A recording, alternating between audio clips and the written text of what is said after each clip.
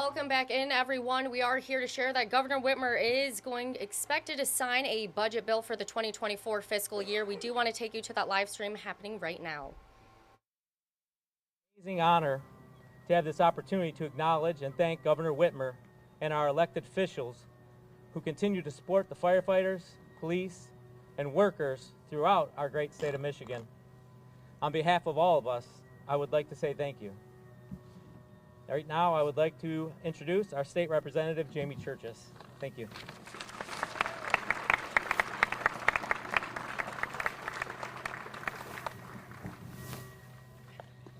Thank you all for being here today. So before this, I was a school teacher for 10 years, and I feel like this moment has come full circle because last winter, I was a teacher, and after school, I would campaign. And one night, I came to this fire station, and I hung out with these first responders at their union meeting. And now we get to present the state budget here with you today in a community that I call home, which is such an honor to me personally. I grew up downriver, and I feel really lucky. I bought a house, a 100-year-old house just down the street from here. And this state budget, not only does it invest in communities like this, but it invests in growing an innovative future. For Downriver specifically, the investments in our infrastructure, I can't go to my parents' house on Grosio without taking 2 or 3 different ways because all of the roads are under construction. But this budget, we get to invest in bridges, repairing bridges that are falling apart. In Gibraltar, we've invested $400,000 in lead line service replacement so that people have continued access to clean and safe water. And we are making sure, because I'm sure some of you got stuck by a train on your way here today, we are investing in those train crossings so you are not stuck and our first responders can get over them. And yes. Larry would start the clapping on that one. And another large investment that we have made with this budget is in our first responders, our police and firefighters, making sure that they have the resources that they need and that they're able to recruit and retain the staff that takes care of us and keeps our communities safe. So it is such a pleasure, such a great honor to be a part of a team that puts people first. And it is an honor today to introduce Senator Anthony.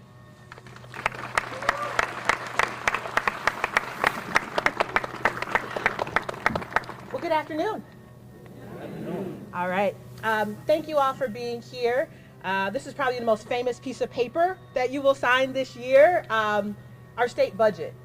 And I was asked to keep it very brief, so I will do just that. But I have home training, and I have to start off with gratitude. Gratitude for our governor, as well as my House counterpart, Chair Whitmer, as well as Director Harkins, and our Lieutenant Governor for being amazing partners in what we were able to build together. This has been called a historic budget, a transformational budget, and one that has really reflected the interests and the values of our people, and I do believe we did just that. Now, that piece of paper that we'll sign here today was in large part created with a number of folks, and many of our subcommittee chairs are in the room that were able to go across the state and make sure that the people's priorities were baked into this budget. So if you are a member of the subcommittees, either in the House and the Senate, that were able to co-create this budget, would you please just stand and be recognized?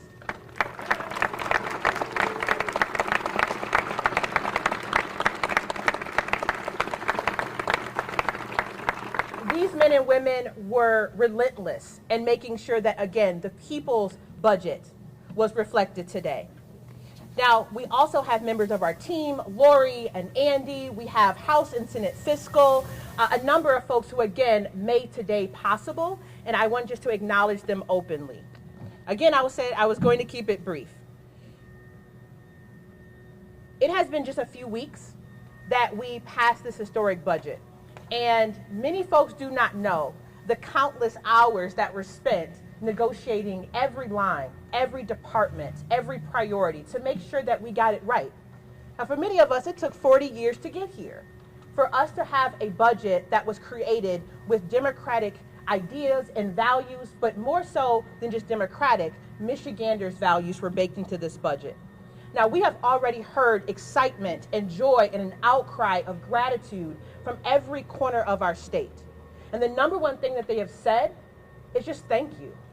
Thank you for finally prioritizing things that have been overlooked and undervalued for a generation. Thank you for actually seeing us, for listening, for representing the interests of people. And we took this opportunity to build this budget, and we said, let's just dream of what's possible. The senator from this area, when he was campaigning, talked about this notion of not settling for less. And when we had these conversations across the state, that's what we started to hear, is that we have settled for subpar schools, for subpar roads, for cities and towns that have been overlooked and undervalued, never really got their fair share. And so we knew with this surplus of federal dollars, we wanted to do things a little bit differently. And that different perspective honestly started with a conversation over a glass of wine with Chair Whitmer and I. We sat down and we said, these are two strong women. How are we going to work together to make things look differently? Now, if you have worked with a woman in any part of your experience, you know that things do look a little differently. They're more deliberate. They're more thoughtful. We take the stories from men and from women and children, school teachers, small business owners, and we brought those voices to every hour of those negotiations. Now, I'd like to say that was actually pretty easy because our partner, Governor Whitmer, was right there alongside us, making sure that the people's values, the people's interests were heard.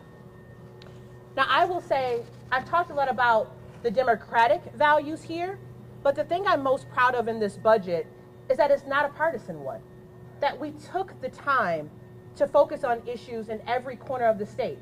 And that meant working alongside our Republican colleagues and independents across the state who are tired of partisan politics and instead wanted to make sure that we got this right.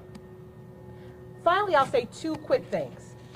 One, while we had this amazing surplus, we didn't spend every dollar. We were fiscally responsible. We made sure that we put a little money to the side to make sure that our rainy day funds and our coffers would be able to withstand when the tide does turn. And I'm really excited about that. But lastly, I would be remiss if I didn't acknowledge one big thing, that although this budget is transformational and historic in nature, there's still a lot of work to be done. Our housing crisis, wages for individuals who care for our children and our seniors and our differently abled, debt that saddles our cities and our school districts and families, and addressing our climate crisis head on, reducing gun violence in our cities. The challenges are still very great, and one budget is not going to be able to do it all. But I am hopeful that the investments we've made today will spark conversations, additional conversations, so that we can have a more strong, more robust, a diverse Michigan for everyone. So thank you. I'm excited to see this budget pass, and thank you for everyone who joined us today.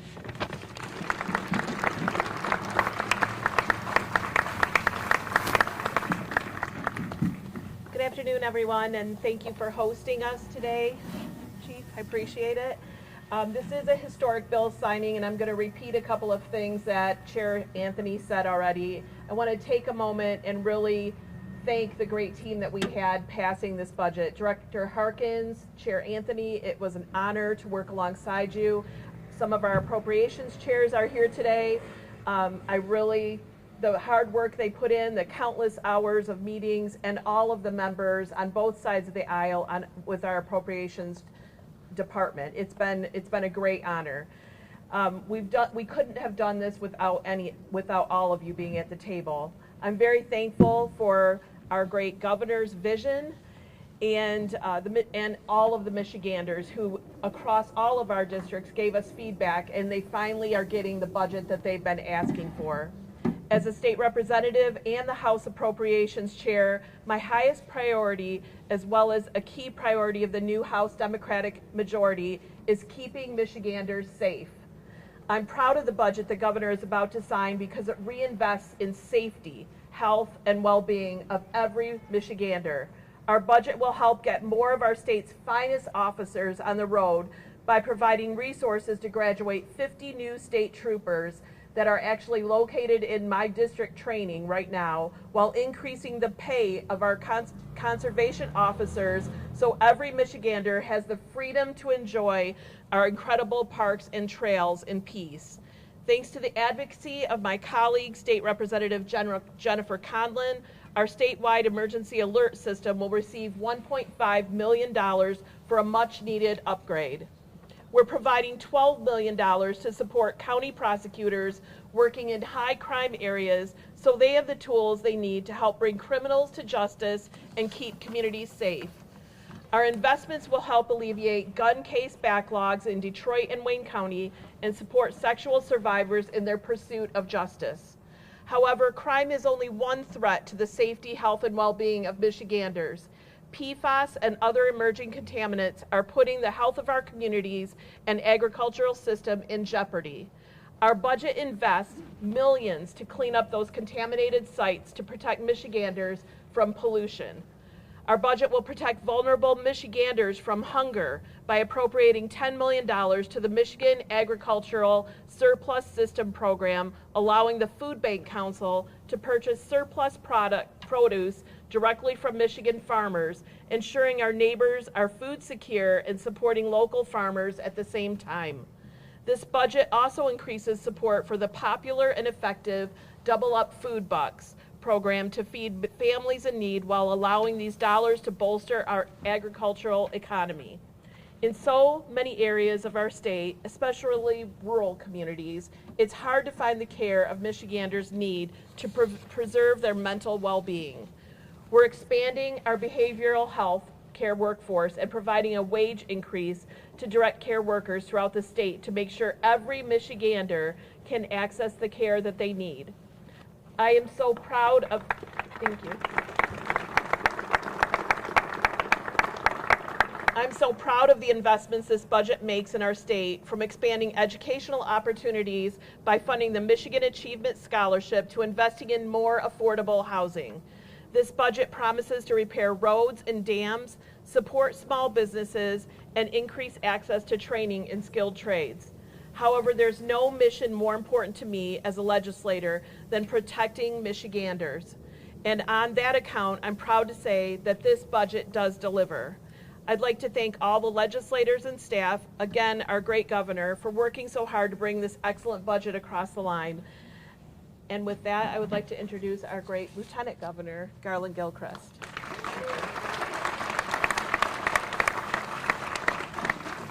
Thank you, Madam Chair, and good afternoon, everyone.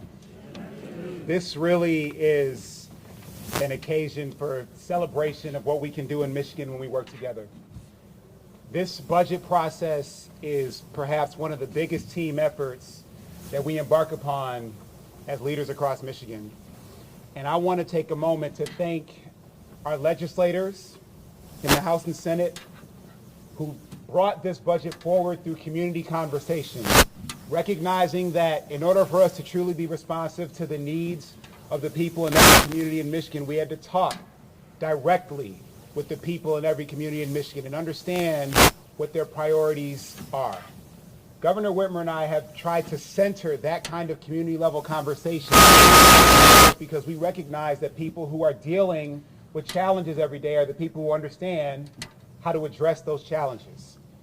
Personally, I embarked upon an effort starting in 2019 called Thriving Cities, about improving quality of life. We had 43 different community conversations across the state, including 2 of them here in Wyandotte, talking with people about what it meant to create generational economic opportunity, improve access to affordable housing, ensure environmental quality and justice for every person in our communities, improve quality of life for kids in cities, and make deeper investments in transportation, transit, and mobility. And this budget responds to each and every one of those priorities. This is a budget that has something in it for everyone. If you're a person who has experienced housing insecurity, or a person who knows that your community needs more affordable housing options and needs more ways for people to be able to afford homes in the first place, this budget makes, for the first time in Michigan history, an ongoing $50 million a year investment in the state of Michigan, creating more housing options and opportunities for the people of our state.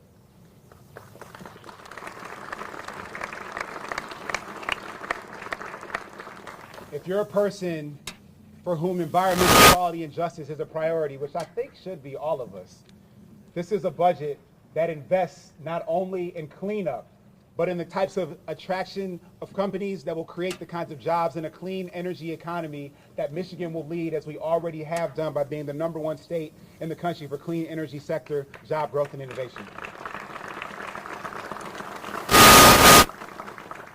In partnership with the education budget that Governor Whitmer signed a couple of weeks ago, this budget doubles down on investment in Michigan's people, removing the barriers that they need to be their best, whether it is access to health care, whether it is access to job training, whether it is access to a new job in a better community.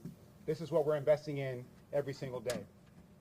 And certainly, last but not least, I just want to thank again the members of every community of Michigan. This is a participatory process.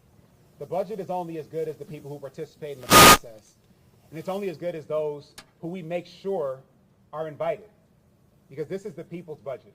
This isn't ours. This isn't the government's. This belongs to every single person in Michigan. From a first responder to a first grade teacher to the first child in your family. We all will benefit, and we all will play a role in making Michigan a better, stronger, and more successful state because of the investments that we've come together to make today. So thank you to everyone who really led through this process by making sure that your voice, your story, and the story of your community was represented here. We know we have more work to do, but today let's celebrate how far we've come.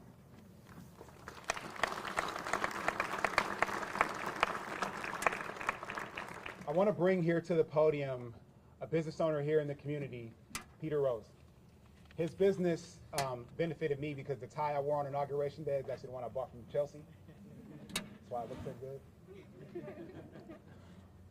This budget invests in people with ideas and ingenuity who have the courage to put those ideas into the world by creating small businesses and creating jobs that will define people's professional journey. And I hope that Peter can come and share a little bit about his story and what this budget means to him. Thank you, Peter.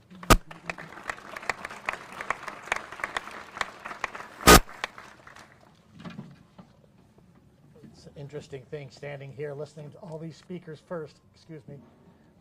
Allergies. I got triggered so many times by the things that were brought up here that the budget is covering, and the things that makes it clear how incredibly diverse the amount of challenges there are if you're running a state. And I could go down any of those paths speaking.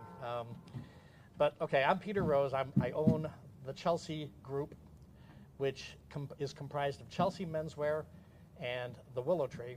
Chelsea was founded in 1943.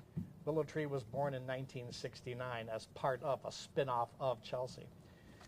So we've been here a long time. It's my family business since 1943, with me and my wife Janelle taking the torch this year because my parents died last year. So I am the third generation trying to maintain this and go forward so that it's 20 generations sometime in the future. I'm really proud and kind of surprised and pleasantly happy that I was asked to speak here today. I think it's an honor, and I appreciate it. But my lens today is really not talking about my business. I can do that, and I do that all the time. I want to make sure that I'm speaking as a citizen. I'm so appreciative of the all-star legislature we have this year, starting in 2022. The Secretary of State, the Attorney General, of course, the Governor. It's amazing how much you can do and how much you can get done if you have the right people in place and they're all working together. Incredibly, and in this time of insanely political times, our Michigan government is more in sync with me as a citizen, as a business owner, and a landowner than I can remember, probably in my entire life. So that's really kind of an amazing thing. To me, that's a momentous thing to say out loud. I think that's I'm impressed by that, and I'm happy about that. So I believe in this budget's investments to help more people make it in Michigan. I like the theme of that. I think the whole idea of putting money into attracting youth, we are not the highest in terms of in terms of population growth. I think an effort being made to change that a little bit is really, really smart, so that 20 years from now, my son-in-law, who's also a part of Chelsea, will be here ushering in the 4th generation. Anything that makes the economy better now and 20 years from now is not a bad thing. Hold, please. So the budget is part of a plan that funds little things like economic development and competitiveness to create good-paying jobs, of making generational investments in affordable housing, community development, revitalization, placemaking, helping us build communities like Wyandotte into attractive and vibrant places for people to work, live, play. Wyandott's a perfect example of a city that's well along in a pretty much massive surge that's being spearheaded by the very entrepreneurs that we're talking about here. Statewide, a focus on enabling and unleashing their ingenuity makes for a very exciting time in Michigan, with dreams becoming more attainable for far more Michigan citizens. This budget being signed here today is a graphic illustration of what can be done when the right people are in place. I said that already, I know. I know it's not easier, but it had to be easier after 2022. I want to thank the governor and our legislators for getting this done. The stakes are so high, but trust me, you have a huge cheering section out here in Michigan Votersville. Don't stop now. Thank you, Governor. Thank you. Thank you. That was great.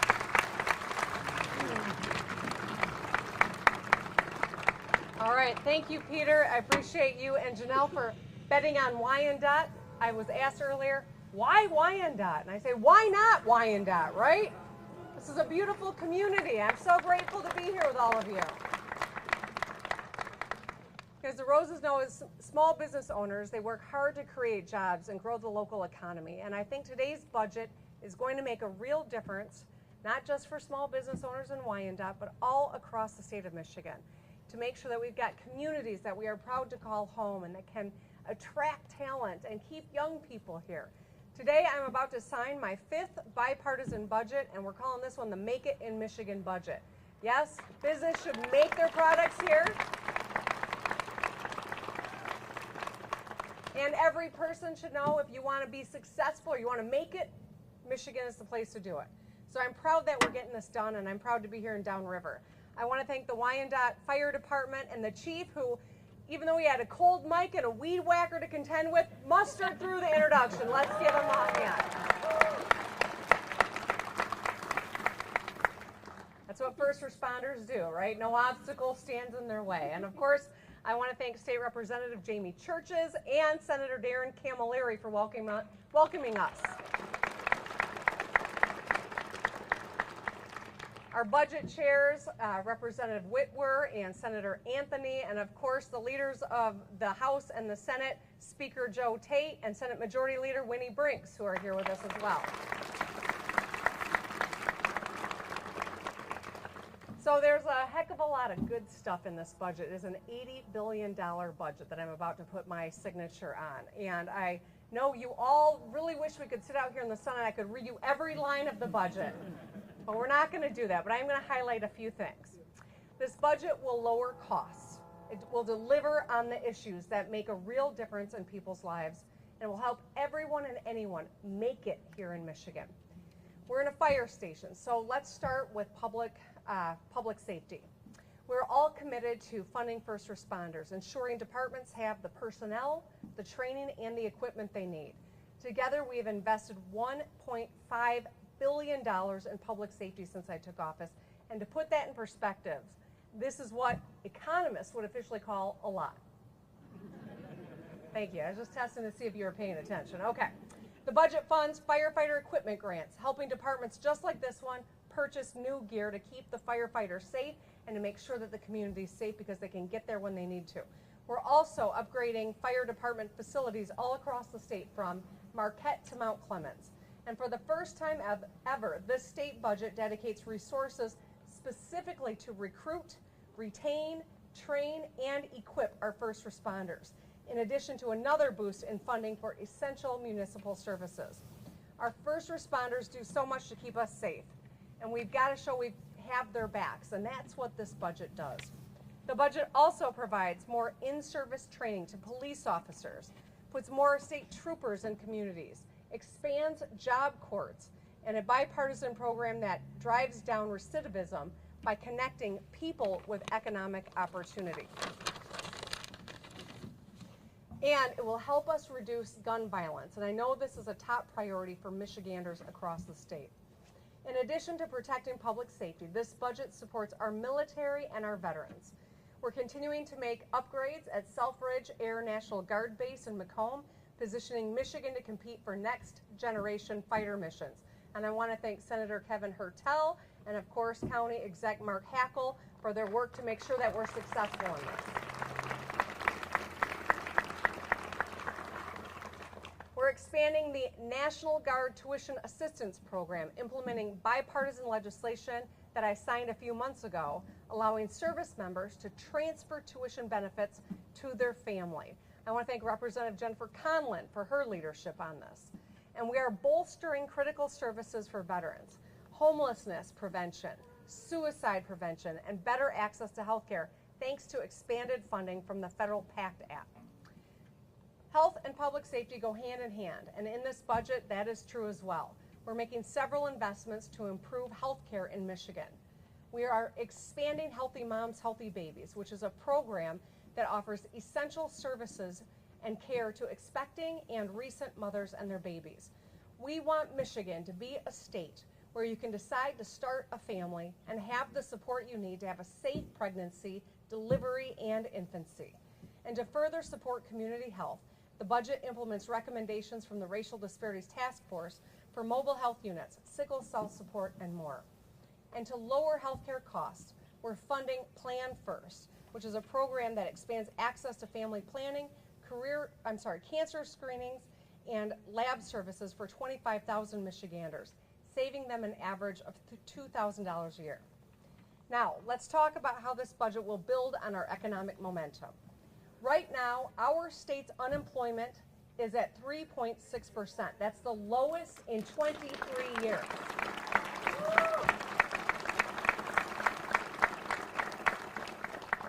That's almost back to when I was an intern, thanks to Representative Palomero over there when he was a rep. We have brought home over $16 billion of investment and created over 16,000 good-paying jobs here in Michigan. Our efforts to bring supply chains home and advance manufacturing to Michigan are paying off. We've got to keep our foot on the accelerator. This budget ensures we will, by making a recurring annual deposit into our bipartisan economic development fund and establishing the new Make It in Michigan Competitiveness Fund, which will help us secure federal funding from President Biden's bipartisan infrastructure law, the CHIPS and Science Act, and the Inflation Reduction Act. All three to win more projects and create good-paying jobs. And the budget also invests in housing and community revitalization, which we know are integral to economic development. We must build more housing to increase supply and lower costs. And we must make our cities and towns more attractive places to live and to work. Michiganders love our state and we want to see it succeed. But we need to be conscious and focused on making sure that we can attract and retain talent here. To ensure all our economic development efforts keep moving, the budget also backs improvements to our permitting process and reduces wait times. We're getting more efficient in state government. To further lower costs and improve quality of life for Michiganders, the budget funds point-of-sale rebates for energy-efficient home appliances, water heaters, and more. These will lower sticker prices at home, but also help decrease household energy bills and reduce emissions statewide. And certainly, but last but not least, for what I'm going to highlight, infrastructure. You know we wouldn't get out of here without me talking about the damn roads, right? To no one's surprise, there's funding in this budget to help us fix the damn roads, bridges, and all kinds of public infrastructure, improving quality of life and saving people time and money so they can get where they need to go. We're fighting to protect our most precious natural resource, our water, with funding to replace more lead pipes, rebuild sewers, clean up contaminated sites, reduce runoff, and so much more. And we're expanding clean energy production, installing more vehicle chargers, and reopening the Palisades nuclear plant to secure hundreds of good-paying jobs and provide tens of thousands of homes with reliable, clean power. I want to thank Representative Joey Andrews for prioritizing this. The Make It in Michigan budget delivers on the issues that really matter most to Michigan's working families and sets Michigan up for long-term success. This work will not be done in a couple of years. It will not be done in 5 years. We've got to be on a trajectory. And thanks to this budget, we are taking a major step forward. We're bringing our rainy day fund to an all-time high of nearly $2 billion. We're building on our growing economic momentum, bolstering the story that we are telling about Michigan. We are a strong state with unique natural strengths driven by a spirit of grit and innovation. We are going to be the ones to define the future of advanced manufacturing while continuing to diversify our economy and deliver a great quality of life at a good cost of living. Michigan has a bright future, and we are taking steps every day to ensure that we realize it. Together, we will help everyone and anyone make it in Michigan. And with that, let's sign the bill and get this budget a reality.